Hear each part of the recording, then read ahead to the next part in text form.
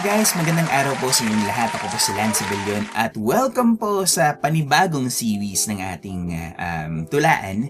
This is entitled Taratulaan Tayo with me, Lance Abellion, kung saan ang Taratulaan Tayo ay isang lingguhang seri ng pagbabasa ng mga tula na kalimitang hindi ko po na itatanghal sa mga live events. No? So, ang pamagat ng unang tula na babasahin ko at bibigkasin ko ay First Day High para sa mga taong nakaranas ng first day of school sa paaralan. So, syempre, mapapatrowback tayo ng bahagya no, sa tulang ito.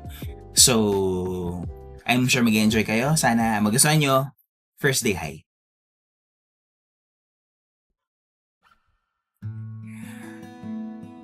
Ang maluwang na tarangkahan ay bukas ng muli. Ang mga pasilyo, bagong pintura na at makulay. Tila nag-aanyaya na lumikha ng mga panibagong alaala. Nahanda na ang bawat sulok na masaksihan ng isang panibagong taon na maglalapat muli ang mga mag-aral ng mga leksyon sa kwaderno. Ang pisara ay muling malalagyan ng tiyok.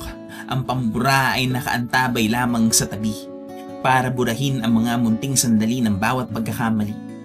Ang mga mag-aral ay nakabihis ng uniforme na tila isang hulma at kulay na may pagpapaalalang magkakaparehas silang mga nilalang na matututo sa mga araling maririnig sa apat na sulok ng kwarto.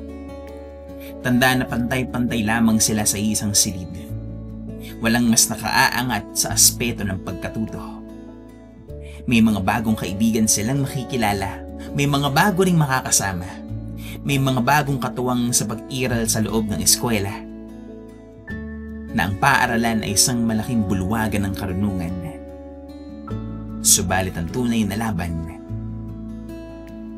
ay ang paglabas sa sariling nakasanayan.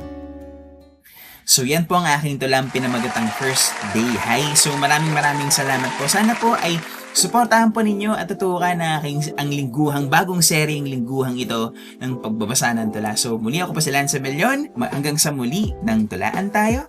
Bye.